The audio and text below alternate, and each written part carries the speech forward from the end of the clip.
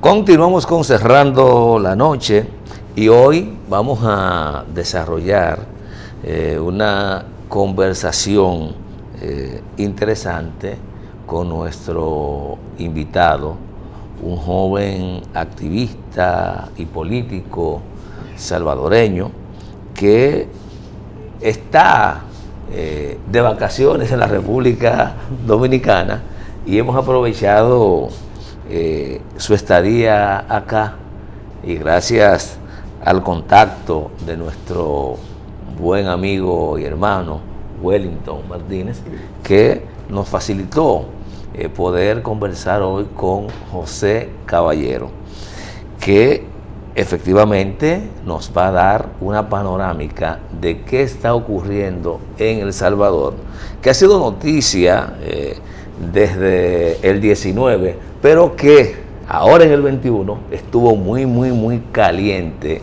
la cosa en El Salvador con algunas decisiones que tomó el actual presidente de la República. José, buenas noches. Buenas noches, un saludo a los amigos televidentes y un gusto estar acá con ustedes. Bienvenido, qué placer. Bien, gracias. Y bienvenido a Cerrando la Noche. José, ¿qué está pasando en El Salvador? Salvador viene de vivir un proceso que ya tiene 31 años. Bueno, tiene 29 años la firma del acuerdo de paz. En ese proceso ha habido avances significativos en el país. De hecho, el Frente Farabundo Martí para la Liberación Nacional logró a finales de la década, bueno, en la final de la década anterior, llevar 2 candidatos a la presidencia y ganar de manera consecutiva. Y eso evidentemente representa un cambio. ¿Qué tan positivos han sido esos cambios para El Salvador? Bueno, antes que nada, para hacer un inicio de lo que está sucediendo en El Salvador, en 1992 se firman los acuerdos de paz. Y bueno, uno de los acuerdos que no se llevó a cabo, que ese era primordial llevarlo, era el Foro de Concertación Económico y Social, que ese era el que iba a decir qué rumbo iba a tomar la nación. Eso tenían que haber llamado a todas las fuerzas vivas, organizaciones civiles, sociedad, trabajadores, políticos, todo, para ver qué rumbo tomaba el país. Lastimosamente, en aquel entonces, que en 1992, aún el FMLN no tenía representación legislativa, no estaba en la palestra política a pesar de la firma. Entonces vino Arena, la principal fuerza política en ese entonces. La derecha completa no obviaron esa parte. Ese fue el inicio de lo que aún todavía en El Salvador está pendiente, de darle un rumbo económico, social al país. Cuando el FMLN llega al poder, empezó a hacer ciertas bases, pero lastimosamente no lograron desmontar el sistema neoliberal, no lo lograron desmontar. Hoy estamos en un desorden global y El Salvador está pasando por un periodo de refundación política. Cuando tú dices refundación política, ¿es un cambio estructural desde sus bases que se viene ejecutando, o eso es lo que pretende el pueblo salvadoreño, que se dé ese cambio? Es que eso es lo que la población, de hecho, se expresó en el 2019. Con la llegada del actual presidente Nayib Bukele. Entonces, ese proceso viene, y la población durante este año que hubo elección, pues se expresó y le dio la mayoría al presidente, porque durante estos 2 años primeros del presidente, él decía, bueno, tengo la oposición que no me deja avanzar. Y la población, cansada de los partidos tradicionales, optó por decir, bueno, aquí está. Entonces, las diputaciones tomaron su cargo, alcaldes y diputados, en mayo de este año. Ya van 4 meses y pues se están viendo ahorita reformas constitucionales, y la gente está con esa expectativa de a ver qué es lo que sucede. José, pero si tuvieras que analizar en tu rol de activista social y político el desempeño de los 10 años de gestión del Frente, que desencadenó con su derrota en el 2019, ¿cómo evalúas ese periodo y qué provocó la salida del poder? Porque yo pienso que es interesante ver esto, sobre todo porque estamos hablando de una organización política que surgió sobre la base de la toma del poder a través de la transformación social vía una revolución. Sí. Que finalmente creo que coincidió con la muerte de Jandar, la firma del acuerdo, o fue no. o ya se había firmado. La muerte de Chafik Jandal ya fue en el 93. No, fue en el 2006. Ah, 2006. Yo pensé que había sido no, fue en el 90 2006. Bajito. No, él fue artífice de los Ya. acuerdos. Entonces, ¿cómo evalúas tú esos 10 años de gobierno? Hubieron en los años del FMLN hubieron cosas positivas, y ellos hicieron una ley de transparencia donde la prensa y hasta la misma población podía ir y preguntar por lo que se estaba ejecutando, y pues ahí tenían que darle, por ley, tenían que darle toda la información a quien la requiriera, en qué se estaban ejecutando los proyectos. Eso fue muy bueno. ¿Hubo acceso a la información pública? Sí, había un ministerio de acceso a la información pública. ¿Y como políticas sociales? Políticas sociales sí, hubieron muchas. Con la llegada de Mauricio Funes, uno de sus proyectos bandera fue uniformes, zapatos útiles para los niños, educación gratuita, de 1º a 9º grado. Cuando llega el profesor Sánchez Serén, se amplió hasta bachillerato. De ahí llegó Ciudad Mujer, que fue otro de sus proyectos bandera. En aquel entonces, antes de que el FMLN llegara, la medicina era de la más cara, se cobraba la medicina más cara del mundo. Eso te iba a preguntar, ¿cómo es el sistema sanitario? El sistema sanitario, ¿ahora es gratuito a la población o sigue siendo...? Sí, es gratuito, es gratuito. Pero se invierte en salud. Se invirtió durante también en el periodo de FMLN, se invirtió en un nuevo hospital de maternidad. Hubo una red hospitalaria, ya en los campos, por ejemplo, ya habían visitadores, ya que la gente de las zonas rurales no podían acceder, ellos llegaban a la casa a visitar. Recuérdate, José, que una de las debilidades de América Central, América y el Caribe es el sistema sanitario. A pesar de que países han hecho aportes importantes, sigue habiendo negación de salud, y me imagino principalmente en las zonas rurales. Tú acabas de decir que pues visitadores iban directamente a los pueblos, a las villas, a las ciudades, a tratar de brindarle la salud al campesino. Sí, hubieron ciertos avances, porque aún dentro de todas las limitantes, porque siempre hubieron limitantes, porque somos un país tercermundista, pero hubo un avance, un pequeño avance en ese sentido.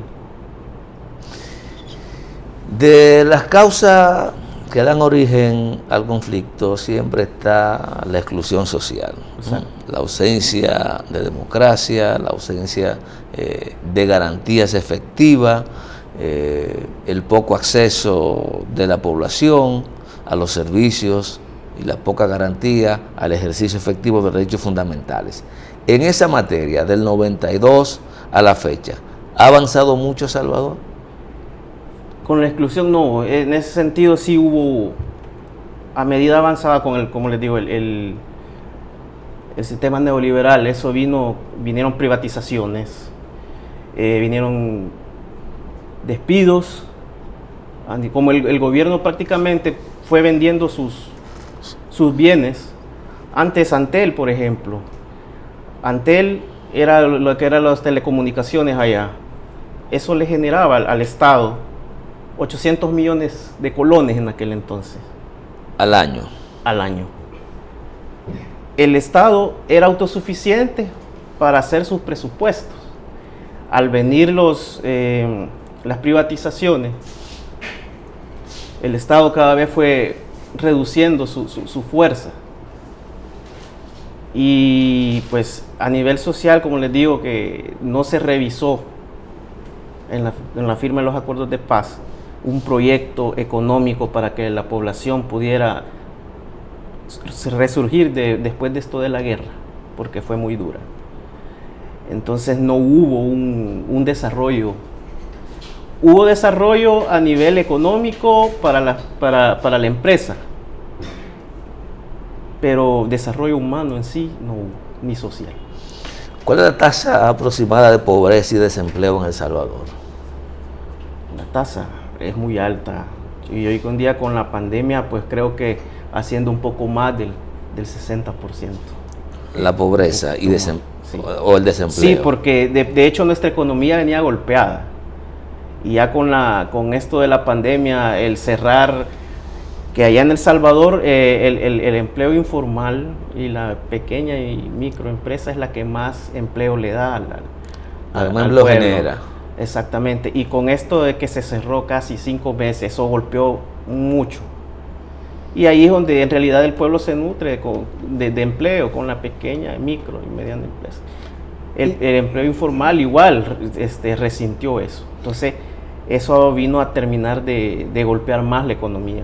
José, y los programas sociales precisamente que generó el presidente Bukele en este proceso con la pandemia, que dijo que iba a regalar $300 a la familia, ¿eso se llevó a cabo? ¿Esos $300 todavía permanecen en el tiempo? ¿Fueron solamente por unos meses? No, eso solo fue durante al principio de la pandemia.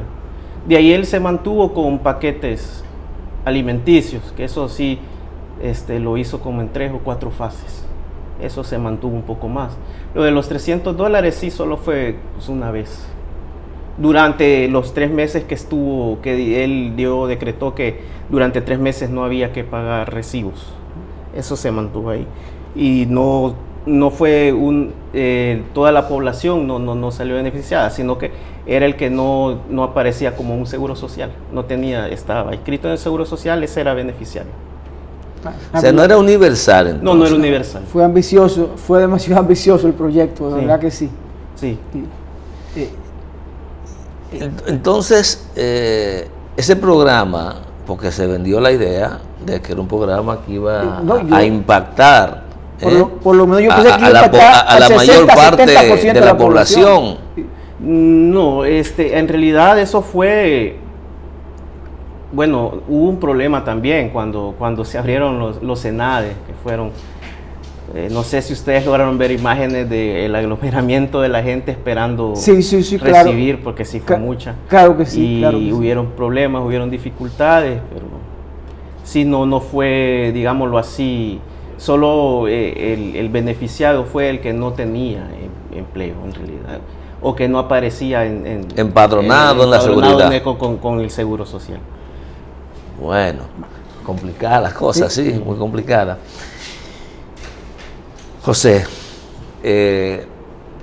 dije que a principio de este año se vivieron o inició una crisis política importante que todavía no sabemos si termina ni cuáles serán las consecuencias futuras, porque hubo destitución, descabezamiento del Tribunal Constitucional, se destituyó al fiscal o el procurador o la procuradora general, que finalmente le buscaron una forma y ella renunció, pero todo el mundo sabe que la habían. ¿Por qué se da esta situación?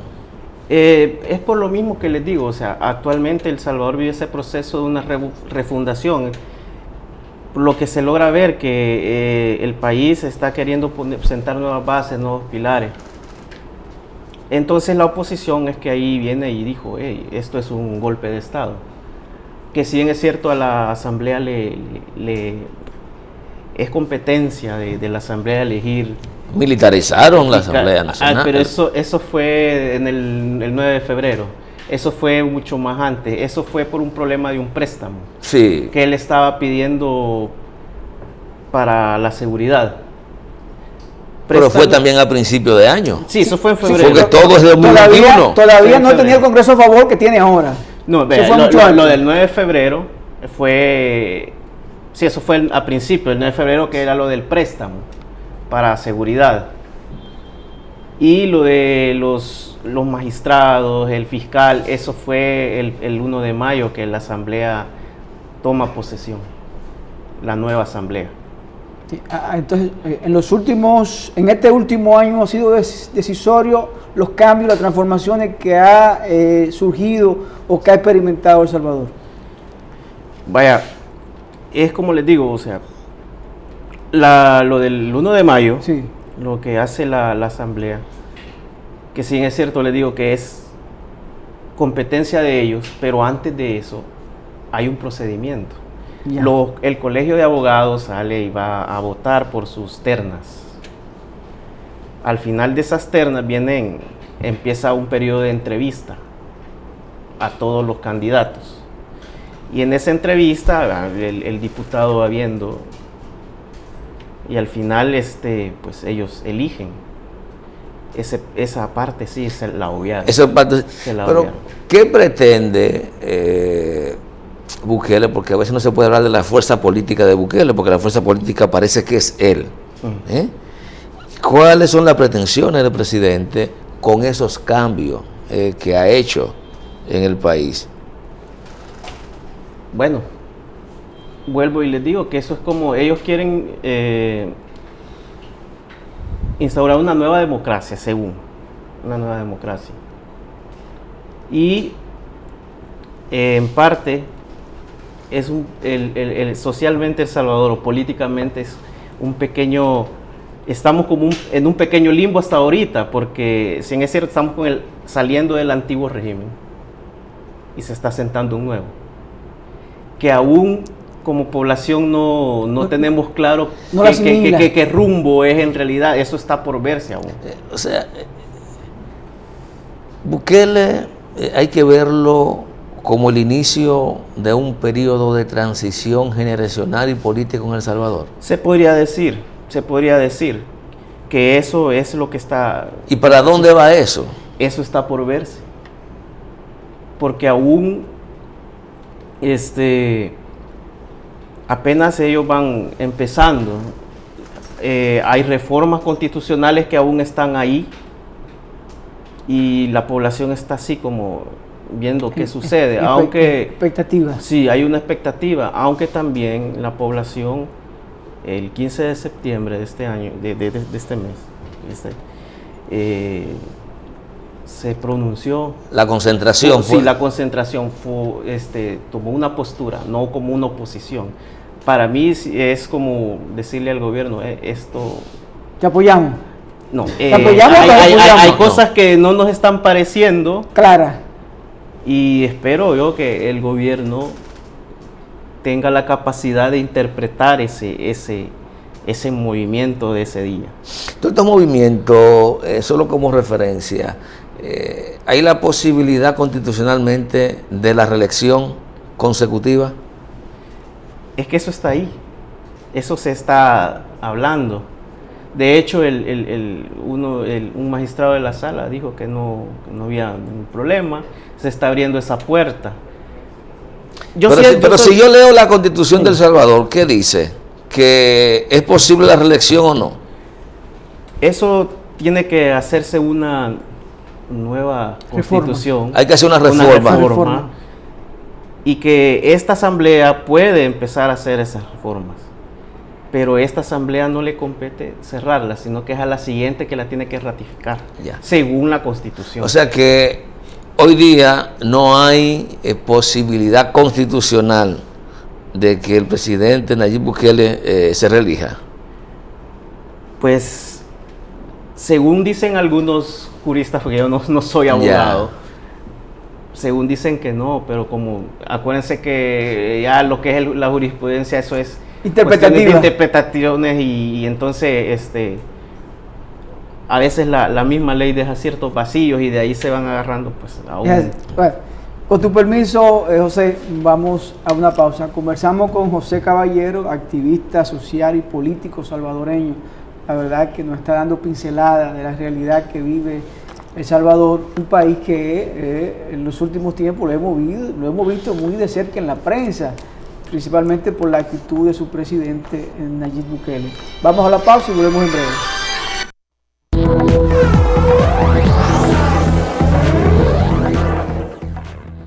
De vuelta con Cerrando la Noche, esta interesante conversación con José Caballero, con quien estamos conversando sobre la situación de El Salvador. O sea, me gustaría saber, más allá de lo que uno usualmente escucha de las organizaciones de la pandilla, muy fuerte, las maras, pero uno oye poco de las organizaciones sociales, de las organizaciones civiles de El Salvador y de cómo anda la oposición política ante este fenómeno que se le ha llamado político que tienen ustedes en la presidencia, que salió del frente y extrañamente ganó unas elecciones. Sí, cuando no tenía en principio posibilidades, ¿verdad? Pero resultó... lo que sucede, bueno, la oposición, digámoslo así, que ya ha sido derrotada no solo electoralmente, sino que la oposición ha sido derrotada políticamente. Esta concentración del 15 de septiembre es la población civil. No hubo un líder al frente, no hubo un tema al frente, sino que fue la organización civil. Los partidos políticos se sumaron, pero no convocaron eso. No, ahí no hubo ninguna organización de parte de los partidos políticos. No. Algunos sí se sumaron, pero en realidad fue la población civil la que salió. Fueron muchos temas, por ejemplo, una ley de agua que está muy pendiente desde hace ratos ahí. Pues hoy creo que el gobierno tiene ese reto de aprobar esta ley de agua para todos ahí en El Salvador. Otros se expresaron en contra del Bitcoin. Los jueces, porque ha habido despidos en el sistema judicial. La carestía de la vida, porque ha subido, ha incrementado después igual de la pandemia la carestía de la vida, y así diversos temas que la población salió a expresarse, tomando una posición de lo que se está viviendo. No fue una oposición como se... Eso fue la sociedad, sí, la sociedad organizada fuera de los partidos que decidió dar señales de vida. Sí. ¿Y cómo tú ves los partidos políticos? Futuro inmediato. Futuro inmediato. Tienen que saberse reinventar. Yo creo que ahorita, volviendo al tema de la marcha, tanto la sociedad como los partidos políticos hoy en realidad tienen que dejar a un lado lo que es la ideología. Hoy tienen que ser un poquito más cabeza política, más formación política. Eso es lo que en realidad, si vamos por ese rumbo, pues se puede avanzar como sociedad, tomando una postura más política que ideológica. ¿Tú entiendes que los políticos ahora tienen que caminar de la mano con el pueblo para que se hagan las transformaciones, para que El Salvador cambie? De lo contrario, si quieren ellos implementar reformas o políticas ideológicas, va a tener de frente al pueblo. Es que básicamente el pueblo ha derrotado los partidos políticos. A los partidos políticos en ese sentido, porque no se les ha escuchado. Entonces, quien hoy en día quiera armar un partido político en El Salvador y no se vacíe en la sociedad civil, difícilmente le veo futuro político. en ese sentido es positivo que la población ha tomado, se ha empoderado en ese aspecto. Que hoy se escucha al pueblo. Eso es lo positivo que ha pasado en todo este problema social que hemos tenido, todo este problema político que ha vivido El Salvador. Eso ha sido lo positivo, que la población como que se empieza a empoderar, ya a agarrar temas y ya a opinar y tomar posturas. El 15 de septiembre lo demostró. Bueno, es un buen adelanto, José, sí. Porque si la sociedad, ella misma está construyendo su futuro, simplemente los políticos y el gobierno lo que tiene que escucharle, ponerle oído y tratar de hacer las políticas y las transformaciones que vaya en beneficio de ese pueblo. Es que desde hace 2 años, desde el 2019 para acá, la población está clara lo que quiere. El político no está interpretando correctamente a la población. Ese es el asunto. Ese es el asunto. ¿Y por qué tanta sintonía? ¿Por qué el presidente es un político? Claro. ¿Por qué tanta sintonía de la sociedad salvadoreña todavía con el presidente actual? Si no está sabiendo interpretarla. Él tuvo la habilidad, porque la tuvo, de conectar ese sentir de la gente. Conectó la idea de él y la gente hizo ese clic. Durante la campaña, bueno, ya la gente venía cansada y él supo llegar a ese discurso, se lo supo dar a la gente.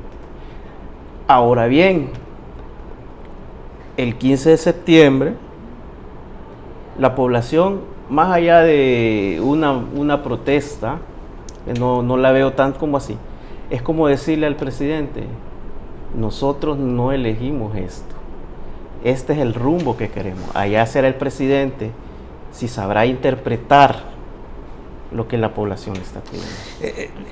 Dime algo, José. ¿Qué porcentaje de votos sacó el presidente en el 19? ¿Y qué tan alta o baja fue la votación de la gente? La abstención fue muy alta. Sí, de hecho, el 48% de la población salió a votar. O sea, él ganó con unas elecciones en que menos del 50% de la gente votó. Sí. Muy bien, porque eso es importante en los análisis. Sí. Ganó entonces la Asamblea Legislativa, los municipios, creo que también en la gran mayoría. Sé que la cifra anda por el 66% de la Cámara Legislativa. Sí. No sé cuál es el comportamiento en lo municipal, pero ahí también es importante saber qué cantidad de salvadoreños y salvadoreñas se motivó a votar en esas elecciones. Fue el 52% en las elecciones legislativas. ¿Subió? La legislativa subió. Un poco, 2-3%. No, un poco no, pues se está hablando de 4%. Sí. A un tipo de elección que se supone provoca menos interés que la elección nacional. Sí, en este caso tal vez fue motivado por el hecho que el presidente le decía a la población: hey, no tengo diputados, necesito fuerza para construir mi plataforma. Entonces probablemente la gente, al ver eso, pues dijo: no, la oposición ya, ahí fue para mí la derrota política total de la oposición. Dime una cosa. Bien, Bukele sabe interpretar el descontento, la frustración de la gente con el frente, pues hay que decirlo así. Sí. La sabe canalizar. Una vez en el poder, ella tiene 19, lo que fue 19, 20, 21, va para 3 años. Sí. ¿Qué ha hecho Bukele por El Salvador? ¿Qué ha hecho? Más allá de lo que uno escucha en la prensa, ¿verdad? ¿Qué ha hecho? Buena pregunta. Buena pregunta, porque bueno, podemos decir, bueno, los primeros 2 años él no tenía mayor poder, se puede decir, está bien. Sí. Ahorita pues tienen 4 meses de tener el poder, tanto asamblea, ya es el judicial y todo. Y el poder ejecutivo. Entonces está por verse qué es lo que él va a hacer por el país. Porque hoy sí, para mí ya no hay una excusa. Pero en términos de propuesta política, ¿qué le ofertó a El Salvador? ¿Qué ha cumplido de esas ofertas? Bueno, él se centró, su discurso fue corrupción. La lucha anticorrupción. Sí, fue corrupción. Ahí han estado saliendo gentes que han salido pues con anomalías y todo, pero más allá de eso, pues la gente pide medio ambiente. Nosotros dependemos de un río llamado el río Lempa, que si el río Lempa se va, El Salvador deja de tener agua. Atraviesa totalmente Todo, casi todo el país, y pues en tema medioambiental no se ha visto, que es algo que está la famosa ley de agua que sigue. Perdón, discúlpame, ¿nace en el mismo Salvador o nace en otro viene país? de Guatemala, Sí. al norte de Guatemala, y baja, todo atraviesa lo que es El Salvador. Sí.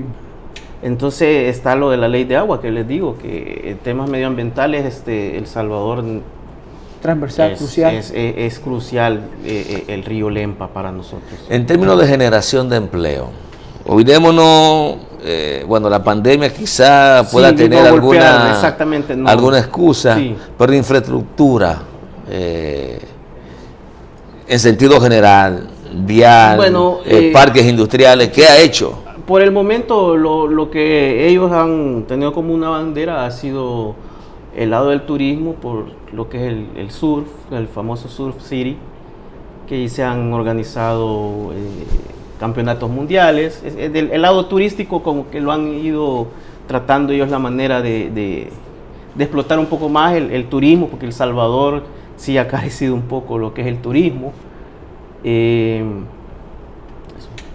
Básicamente Eso te iba a decir, porque creo que en los últimos meses he escuchado a varias personas decir de excursiones a El Salvador, incluso familiares que tengan en los Estados Unidos también hablar de ir a El Salvador. Parece que hay una buena campaña de motivación y de pues hacer que las agencias internacionales pues vean a El Salvador como un buen destino turístico. Sí, se ha estado empleando también pero eso ya viene desde el periodo anterior también, lo que ha sido el aeropuerto. De hecho, igual Surf City, toda esa carretera también venía ejecutada desde el periodo pasado, que a este gobierno ha sido el que ha venido a incluirla o a inaugurarla. Y sí, han apostado eso al turismo, eso sí.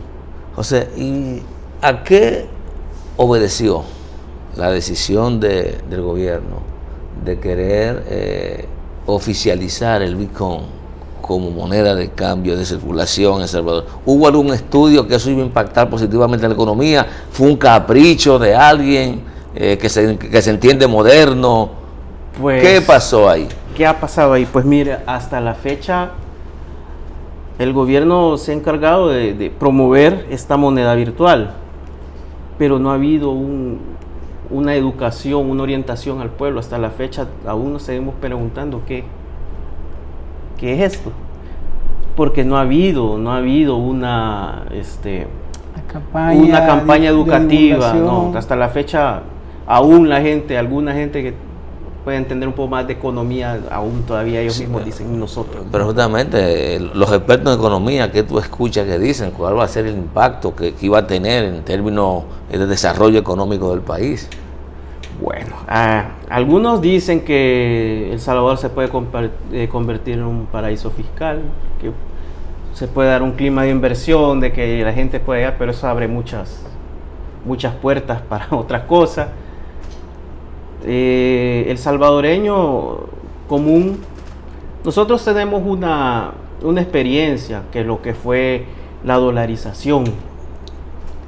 Cuando en El Salvador se quita el colón y se dolariza, la población está haciendo esa misma interpretación, que la dolarización nos vino a perjudicar más allá de beneficiar la economía salvadoreña. Sí. Entonces ¿Tienen un miedo de que pase una experiencia parecida a la dolarización? La población, al no haber una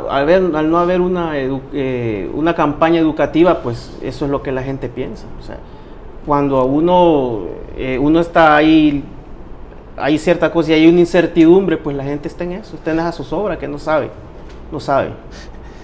Finalmente, José, ¿cómo está la seguridad ciudadana y la criminalidad en El Salvador hoy día? Bueno, al principio de la gestión del presidente cuando tomó, los homicidios bajaron mucho. Lo único que las desapariciones siguieron. Espérate. Vamos por parte. Tú dices que bajó la tasa de homicidio. Pero las desapariciones de las personas aumentaron. ¿Y qué explicación hay a eso? Bueno. Y no que había supuestamente unos acuerdos del gobierno con los jefes de la Mara. ¿Qué pasó? ¿O eso era solo especulación? Pues la oposición habla sobre eso. Hasta ahorita se dicen cosas, la población interpreta cosas, pero no hay nada concreto. La realidad es otra. Probablemente. Entonces, ¿hay más seguridad o menos seguridad hoy día en El Salvador? Bueno, pues también, como les repito, igual pandemia vino la economía la vino a golpear, y eso de una u otra forma socialmente tiene que impactar. Bueno, vamos a despedir, Junior, a José Caballero. La verdad que excelente conversatorio. Espero que los amigos televidentes se hayan edificado a profundidad de la situación de El Salvador, lo que vive este país centroamericano, y le deseamos futuro, porque la verdad es que toda América necesita superar las crisis que hemos tenido ancestrales, que nos golpean a todos casi por igual. Sí. Bueno, ha sido un gusto estar con ustedes y gracias por la invitación. Cómo no. Señores, conversamos con José Caballero, activista social y político salvadoreño. La verdad que con él pues recibimos una radiografía de la situación política y social que vive El Salvador. A ustedes, gracias por la sintonía. Como siempre, este equipo encabezado por Junior Espinosa y quien les habla, Giovanni Almonte, nos despedimos y hasta mañana.